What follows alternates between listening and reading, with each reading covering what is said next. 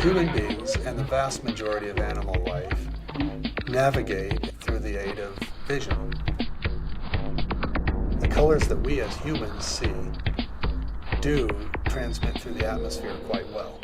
By and large, our light source is the sun.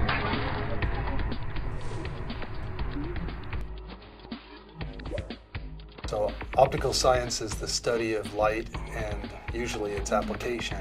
And I think being able to see all of these, quite frankly, beautiful displays of light in nature, for example, is my field of study. We see these things and you really can't help but find yourself being curious about what's going on. Ever since I was a kid, I would look at patterns of light and shadow, and I would wonder what was happening when I brought my fingers really close in front of my eye like that, and I saw strange patterns in between them.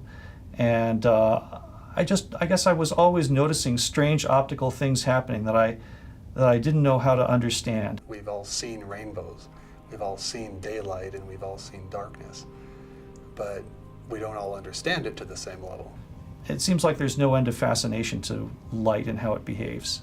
I think people have been fascinated with light in all time because we can see the effects of light, but we can't see the light itself.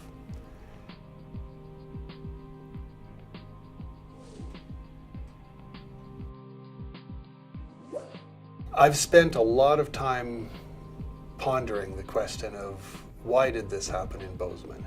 When TMA was going on, I got asked that question all the time. Why Bozeman? Why are you guys in Bozeman? And the answer was because we love the town, we love the university, we love all the outdoor activities, and because we're good enough to get away with it. That's what we told them. It's just a really great place to be. And there are lots of great places to be, and optics didn't happen in all of those great places. So obviously there's more to it than that. I think there was a fortunate happening where a few people were coming here to Bozeman willing to gamble a little bit and create their companies in an out-of-the-way location. And at the same time, there were several energetic people who were doing the same thing at the university, willing to gamble their research careers on being at a small, lesser-known location like Montana State University. And those things happened at about the same time. And together they formed just a perfect combination of synergy. So the history of optics in Bozeman is relatively young, but yet it's also very rich.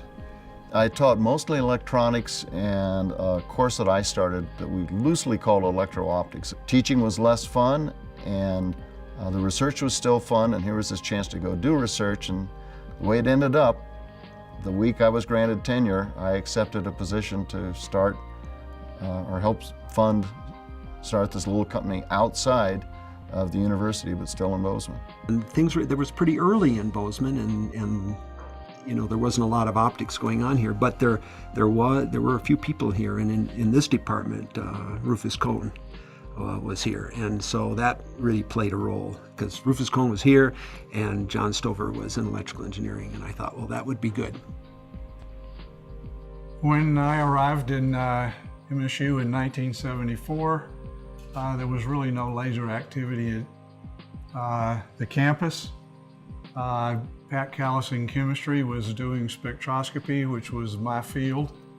I was given $5,000 to start my laboratory, which sounds like a complete joke in modern terms.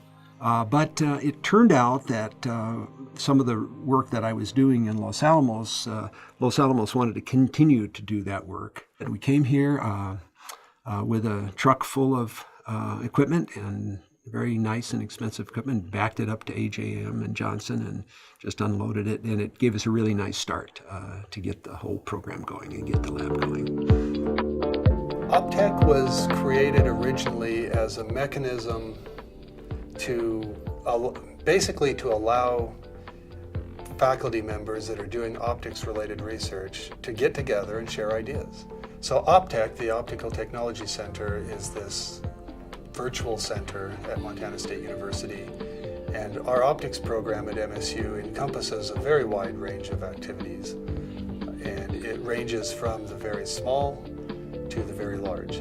We have faculty members who are working on research involving micro and even nano-scale optical devices and their incorporation of those devices into systems, and then all the way up to very large systems or large-scale measurements, such as satellite systems that go into space to study the sun and the solar system.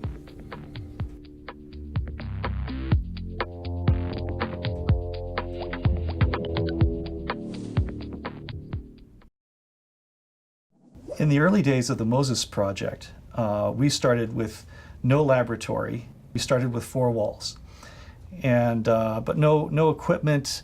It was just me and a bunch of students. We find ourselves in a very different position today than we were then. I've always been really privileged to work with students. We have, I think, at MSU, some of the most industrious and resourceful students that you could find anywhere. And they have managed to essentially build my program from the ground up.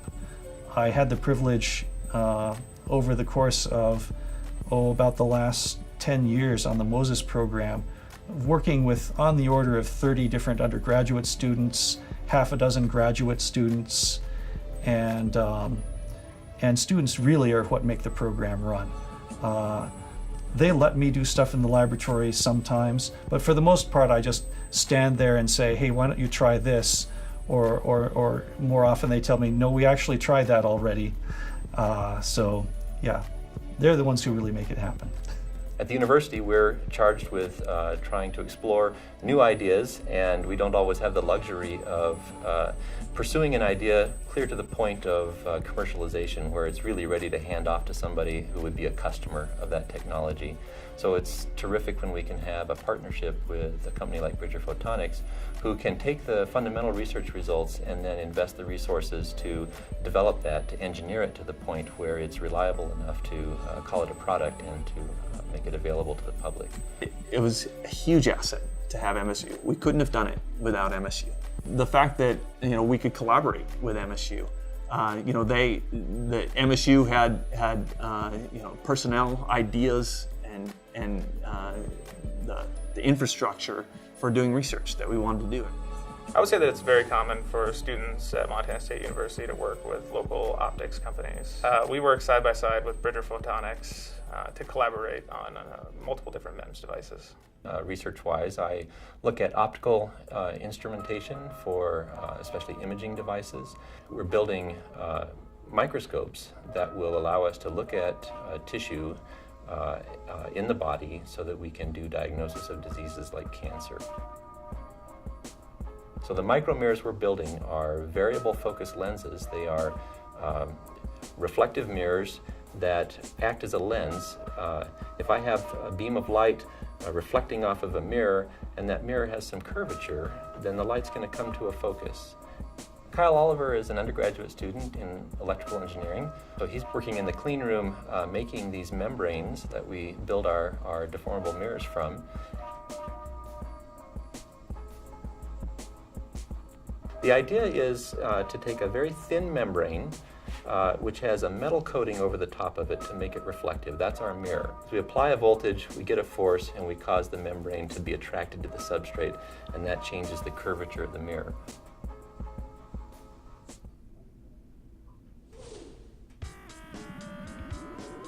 Oh, research is really fun. First of all, you get to work with really bright people. Secondly, it's because I'm an engineer. I'm a problem solver. That's what engineers are. And research is all about solving problems. Here's this set of facts, or at least we think they're facts. There's this other thing we want to know about, and it's this problem. And sometimes they're easy, you solve them in a day, and sometimes they're hard and you solve them in a year or 2 or more. But it's fun. To me, the most important reason is that I get to unlock the secrets of how the world works. In my case, how the sun works. An optics bubble. Interesting idea. Sort of a sphere of influence, yes. And that's one of the things that's special about what we have going on in Bozeman right now and in Montana, is that we have a lot of interaction between the university and the companies. And that happens because the companies are relatively young and small, a lot of them. And they're not so large that we have become sort of too slow and out of line to work with them. So we still have a lot of direct connections. When you think of the kinds of things that you can do when you get a bunch of scientists together working on a really difficult project, you can't do those things individually. It takes a great nation to do them, at the very least. And for the really, really great things, it takes many nations banding together to make it happen. So I think there are all kinds of benefits for pursuing that kind of activity.